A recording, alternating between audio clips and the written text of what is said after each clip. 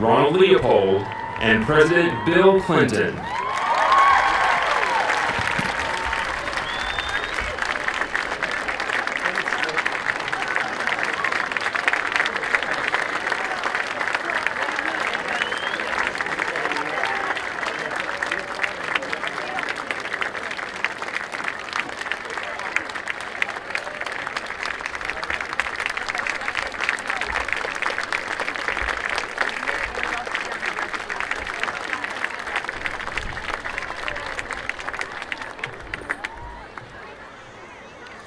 Good morning, everyone.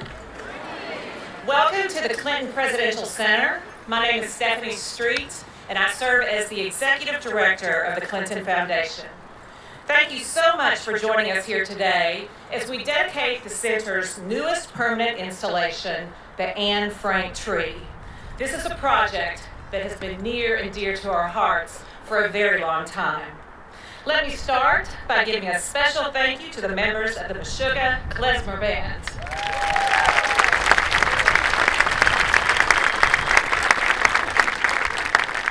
I'd also like to recognize some of our honored guests with us today. Ronald Leopold, the Executive Director of the Anne Frank House, who came all the way from Amsterdam to be with us for this very special occasion.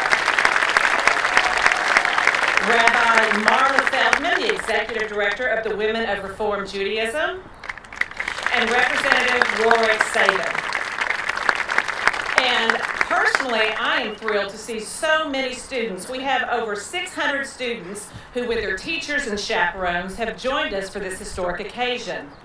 Now, hold your applause to the end. I'm going to share with you the list of all the schools that are here with us today.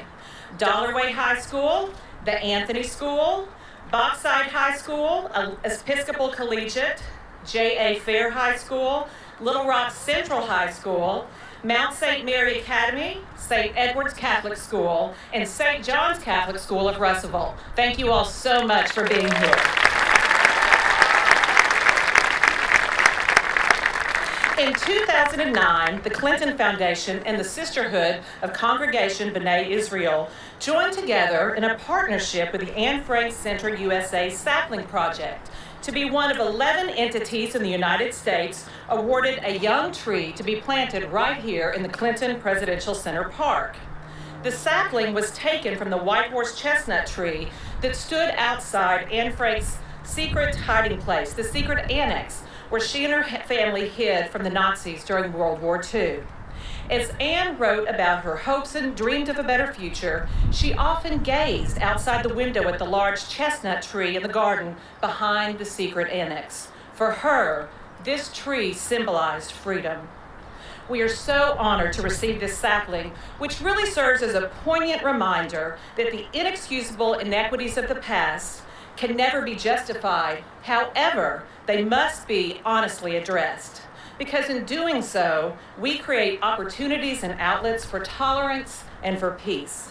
And in addition to Anne's story, our exhibit explores the complex history of other injustices that occurred in Arkansas, including the Indian Removal Act of 1830, the internment of Japanese Americans during World War II, and the Little Rock Central High School desegregation crisis of 1957.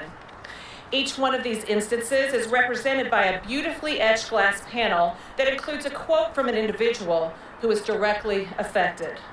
Chief Hecatan, hereditary chief of the Quapaw during Arkansas's Indian removal; George Takei, Japanese American actor who was interned in Rohr Relocation Center in Deshay County, Arkansas; and Melba Patillo Beals, a member of the Little Rock Nine.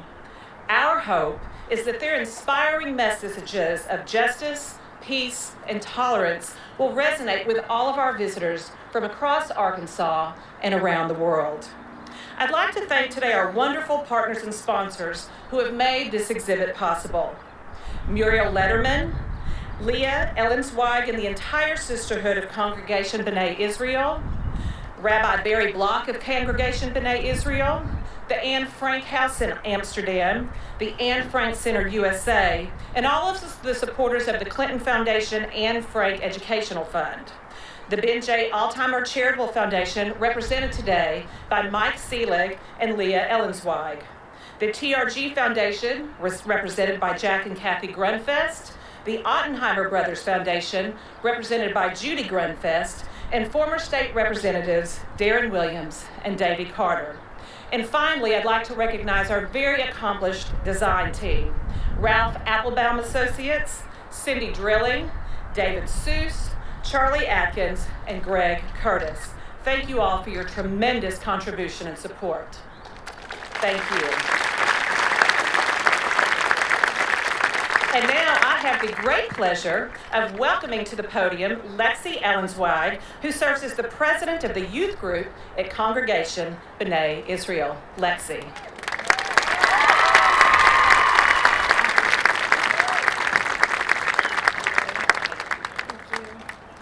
Good morning, everybody, fellow students, guests, and dignitaries. Thank you, Ms. Street, Executive Director of the Clinton Foundation, for your kind introduction. I am honored to have the opportunity to speak today alongside you, as well as Ronald Leopold, the Executive Director of the Anne Frank House in Amsterdam, and President Bill Clinton, the 42nd President of the United States. The Sisterhood of Congregation B'nai Israel has a long history of working for social justice in our community.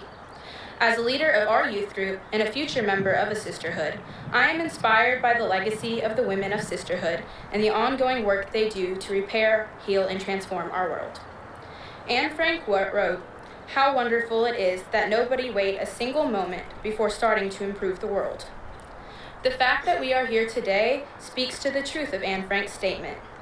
In 2009, Muriel Letterman, at the time the president of Sisterhood, heard a story on National Public Radio about Anne Frank's tree in Amsterdam and the 11 saplings that the Anne Frank Center USA would be sending to places across the United States. Muriel did not wait a single moment. She immediately realized that a sapling planted in Little Rock would tell a powerful story that would link Anne's story of hope for a just world to our own Arkansas history. Muriel quickly got the sisterhood involved and established a partnership with the Clinton Foundation. Muriel's vision and the resulting collaborations produced this incredible gift that will impact countless people in the future. Thank you to the Clinton Center staff for everything you have all done to make this possible. Thank you to the Anne Frank Center USA for the sapling. This sapling will be a living reminder of Anne Frank's legacy and the tragedy of the Holocaust. The windows around the sapling provide an opportunity to view examples of injustices that are scars on our past. This tree in the installation is a reminder of the oppression that the groups represented in this installation have experienced. But this sapling and the windows around it also represent a message of hope. Looking out of the window of the secret annex, Anne Frank wrote, "Our chestnut tree is in full bloom. It is covered in leaves and is even more beautiful than last year." I am 17 years old. I am just a little older than Anne Frank was when she died. The tree inspired Anne to write about her hopes and dreams for the future. Anne's words, written in her diary, have inspired millions of people around the world, including me. I hope one day our little tree will begin to grow and flourish and resemble the tree that provided comfort and hope to Anne. The roots of this sapling are grounded in history. As the roots take hold and provide a solid foundation for its growth, this tree will also become part of this place, anchoring itself into the future of this region. The branches are reaching towards the future. As the branches grow higher, they will provide inspiration for us to always reach towards the good and light in this world. Like the tree, I hope that together we can continue to grow towards the light and into the future. My hope is that the Anne Frank tree will come to represent something different for each observer as we look through these windows, allowing each of us to see through the eyes of the others and to understand that we are all rooted in the same ground. This tree is a sum of all its parts. Regardless of our pasts or our beliefs, we too are a sum of all our different parts, together forming a family tree. As we cycle through the seasons, the tree will surely lose leaves, and it will also surely experience new growth, conveying a message that we and future generations can rebuild and come back from the tragedies of the past. Let us all hope that this tree and these windows into the past will provide hope as it once did for Anne Frank, inspiring all of us to work hard to fight injustice in all forms and to advocate for a world based on mutual respect. Now I'd like to introduce Ronald Leopold, Executive Director of the Anne Frank House. Ronald is a native of the Netherlands. For many years, he was responsible for a very important governmental agency in the Netherlands, the Pension Fund, that guarantees compensation for war victims, mainly victims of World War II. In 2011, Ronald Leopold became the executive director of the Anne Frank House. The Anne Frank House preserves the legacy of Anne Frank while promoting her vision for the future. Please join me in welcoming Ronald.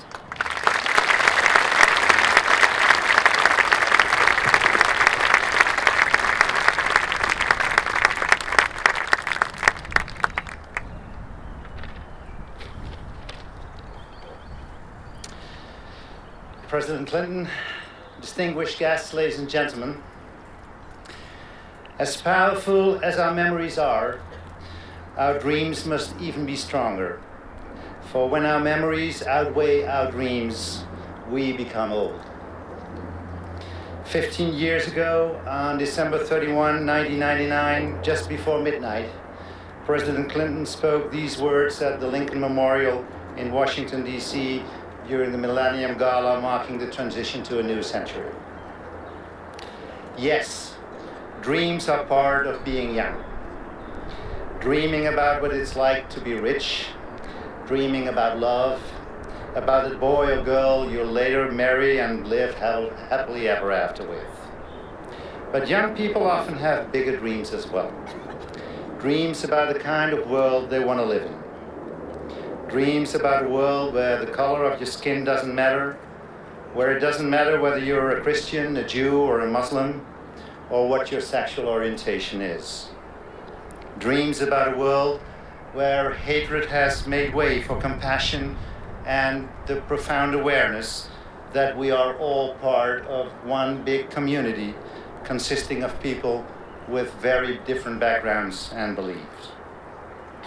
Anne Frank dreamed of such a world while cooped up in the secret annex, her hiding place in Amsterdam from July 1942 to August 1944. She was only 15 years old when the Nazi ideology of anti-Semitism put an end to her young life in the concentration camp of Bergen-Belsen, shortly before that camp was liberated. Only 15. She confided her dreams, both small and big, to her diary. I hope that you will be a great support and comfort to me, she wrote as the first sentence of her diary, only weeks before going into hiding and still unaware of how important this support would prove to be in the 2 years that followed. We can only speculate about her thoughts during the last months of her young life, cut short in Auschwitz and Bergen-Belsen. Was she able to hold on to her dreams in a situation of increasing hopelessness? Did she still believe that, quote, people are really good at heart, unquote, as she had written in her diary a short time before the arrest? Did she gaze at the sky, as she had done earlier through the attic window of the hiding place? Think of that chestnut tree that grew outside the annex, and hoping that everything would ultimately change for the better? 68 years ago, on May 3, 1957, memories and dreams came together when Otto Frank, Anne's father, stood in front of the house on 263 Prinsengracht, where he, with his family and 4 others, had been in hiding for more than 25 months. Of the 8 people in hiding, he was the only one who had survived the war.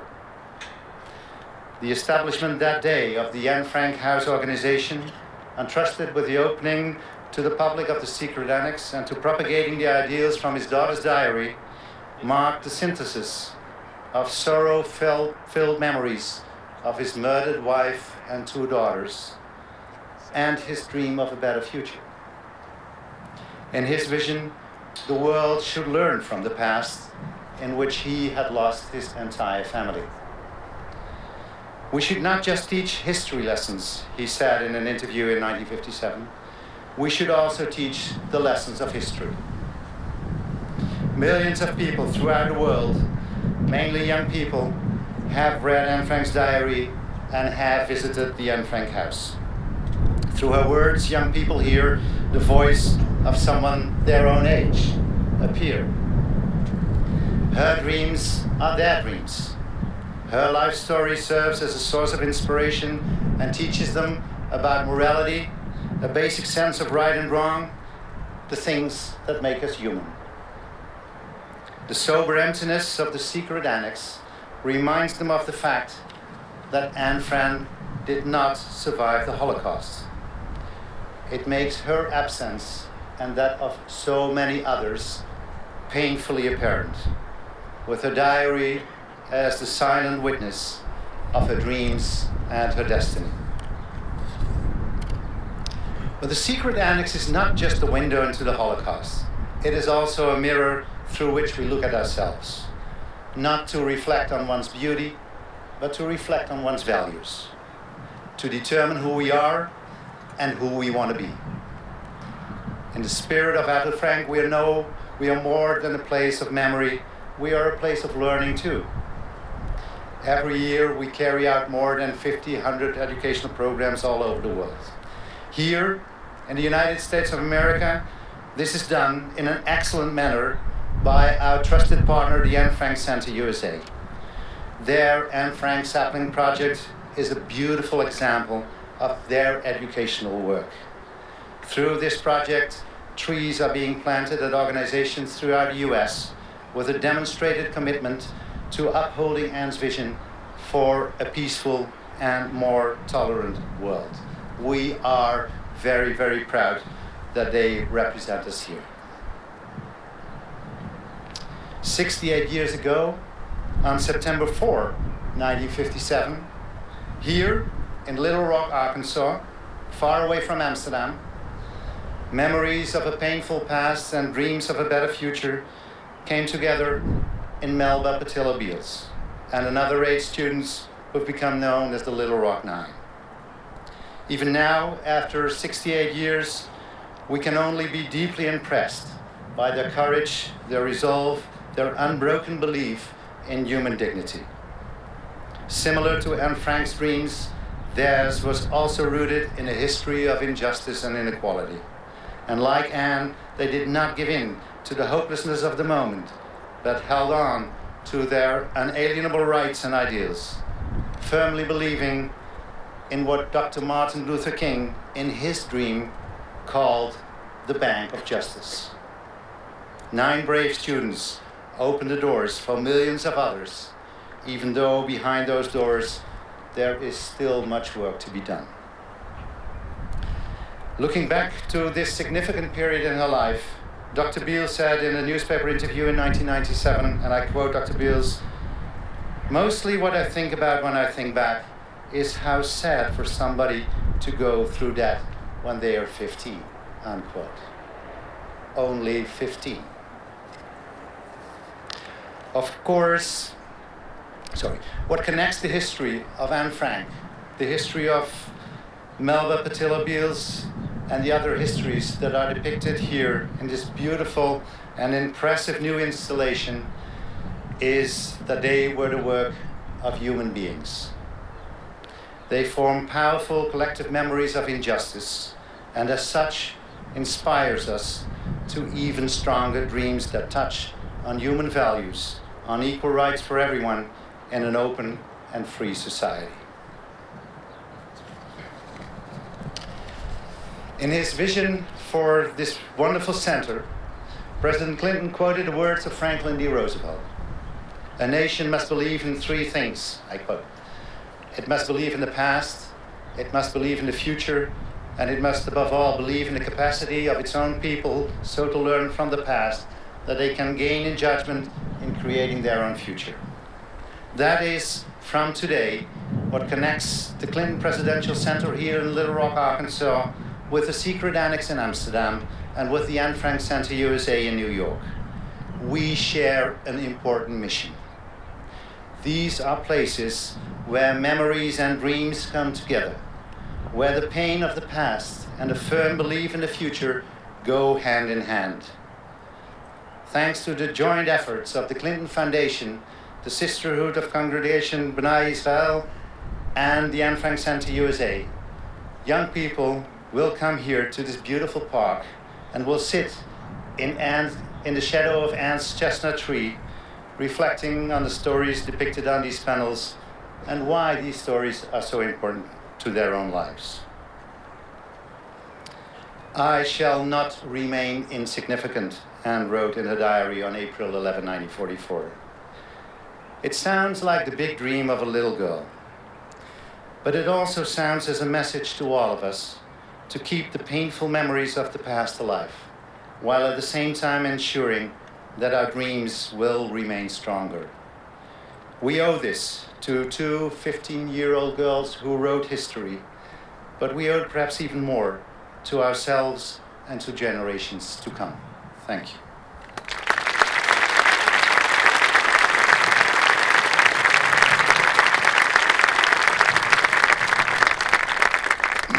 Ladies and gentlemen, it is my honor and privilege to introduce a man in his own house who helped to improve the lives of the people he served as president and who continued to do so after he left office. A man who remains strongly committed to confront the issues of today so that we can meet the challenges of tomorrow. A man, a great and compelling speaker who knows the power of words and ideas, but who also knows how to get things done, as is evident in the reasons why we are gathered here today. Ladies and gentlemen, President Bill Clinton.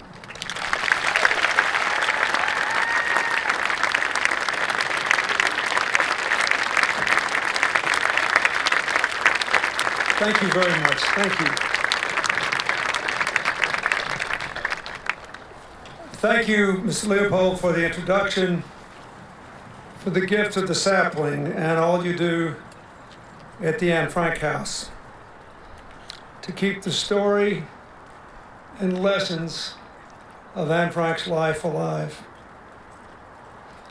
I thank the Anne Frank Center USA for its leadership in the Sapling Project and its work to educate young people all across America. Thank you, Lexi, for your wonderful remarks, and thank the Sisterhood of Congregation B'nai Israel for its important role in bringing this exhibit to Little Rock. Thanks to Stephanie Street and all the folks at our Presidential Center for the work they did in planning and creating this exhibit. It is a great honor for us to have this sapling and watch it grow. A great honor that Little Rock will be the only city in the United States to have two of these, the other at Little Rock Central High. We could do worse in this deeply troubled time, where people all over the world are so divided by what appears superficially to be religious or racial or ethnic or tribal differences. We could do far worse than to spend a little time every single day for the sake of the young people here, reflecting on the life of Anne Frank. In 1994, she described her love of writing. All the kids here, you should keep a diary. Then you can decide when you're my age if you want anybody else to read it. Here's what she said, not knowing what the future held. I want to be useful or bring enjoyment to all people, even those I've never met.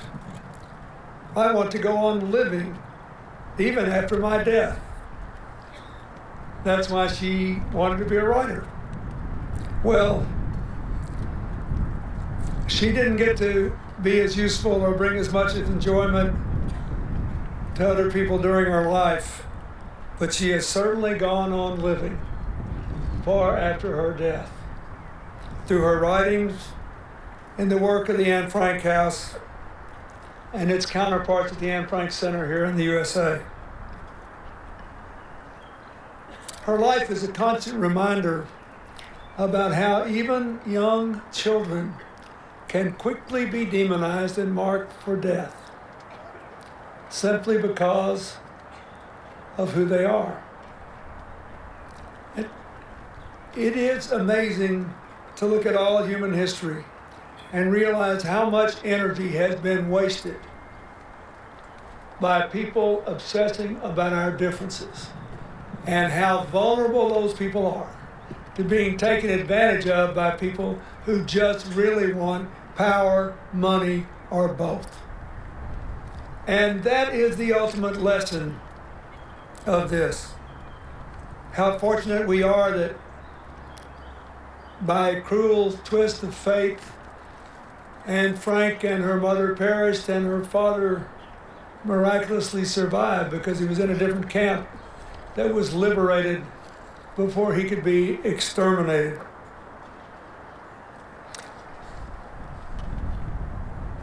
I was talking to my friend Garrick Pellman here, who said his father's still alive, a Holocaust survivor at 90. The community of survivors is shrinking. Soon there will be no one left. That's why I've been so grateful to Steven Spielberg and the Shoah Foundation for trying to capture all these stories.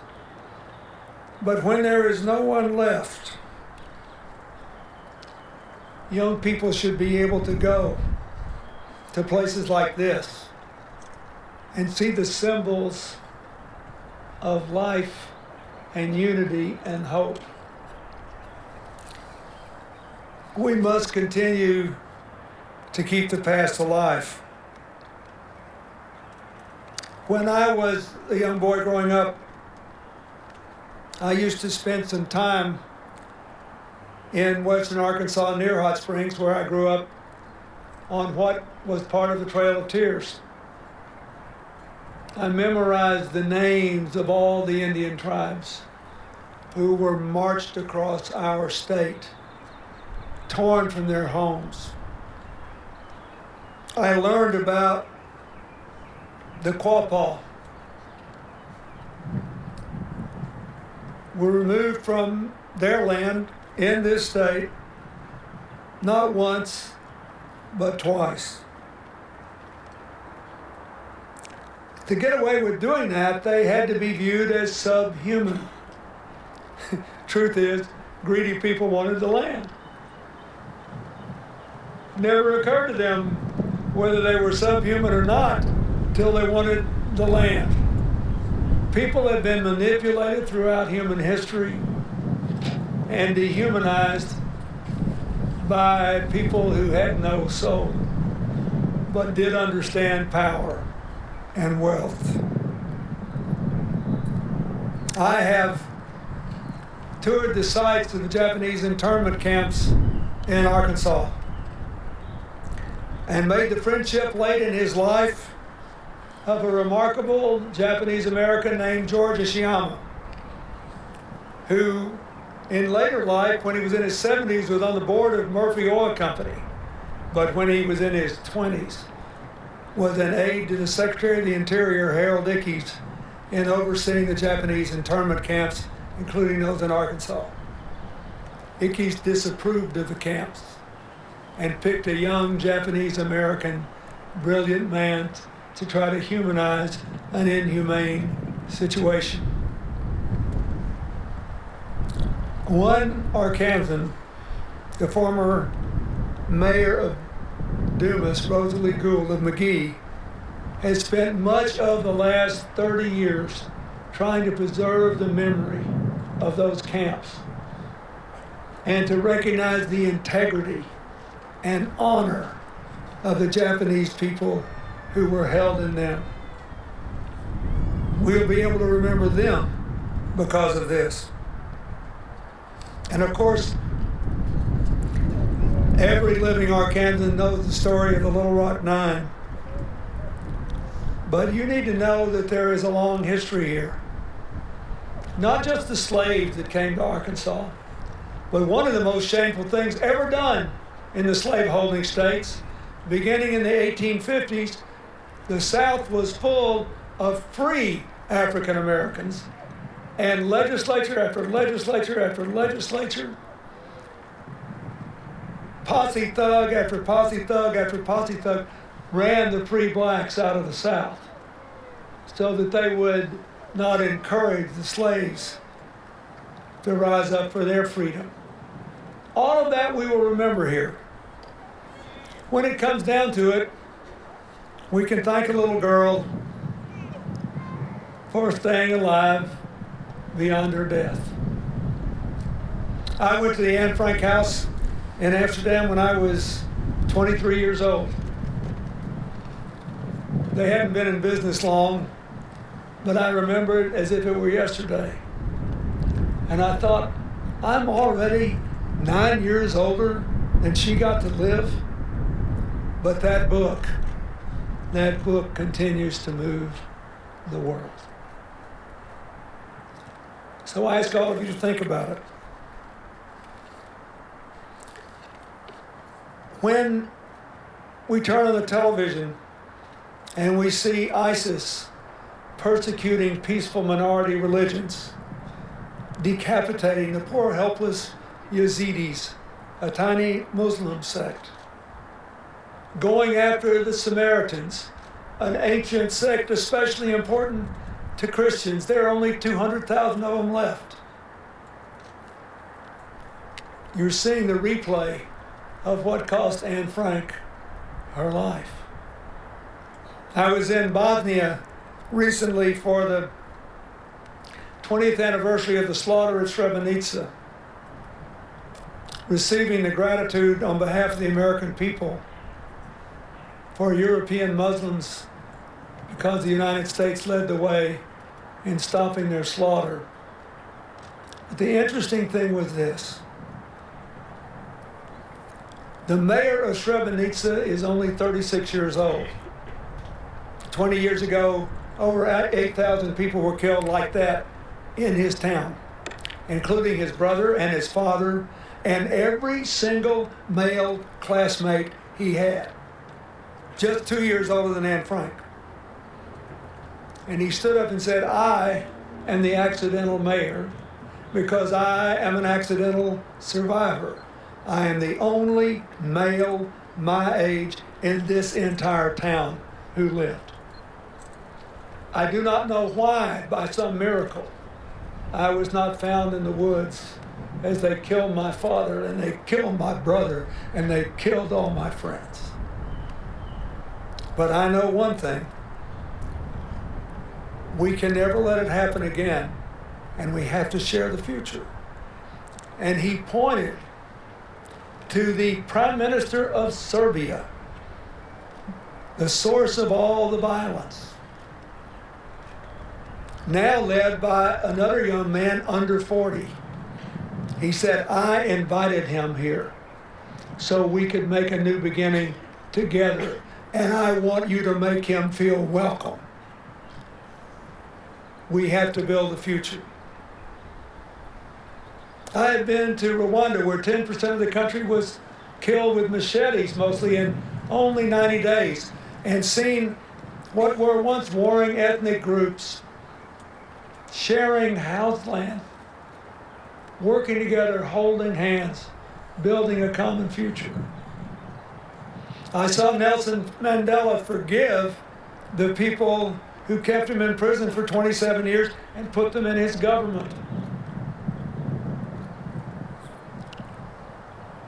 I saw Itzhak Rabin fight the terrorists in the Palestinian areas for 30 years, then sign a peace and make, 20 years ago, next month, what is still the biggest handover of land to the Palestinians in the entire history of the peace process, and wound up dead just a few days later, killed by a person of his own faith in his own country because he was willing to give his life to share the future. Look, this is not rocket science. The best thing I did, maybe, 100 years from now, people will say, when I was your president, is I spent $3 billion of your money to sequence the human genome. It has led to $200 billion in economic activity. We're making progress on cures for Alzheimer's and Parkinson's and the development of cells that can literally go in and zap out tumors that literally has the prospect of raising survival rates for all kinds of cancers above 85% in the next few years. But the most important lesson of the sequencing of the human genome is underappreciated. It is that every single difference you can see in this crowd that is not age-related, your race, your gender, the color of your eyes, the color of your skin, the shape of your body, it's all rooted in 1/2 of 1% of your genomic makeup. Otherwise, we are 99.5% the same. The people who butchered Anne Frank and her family and her fellow Jewish citizens were killing people that were 99.5% the same as they were, biologically.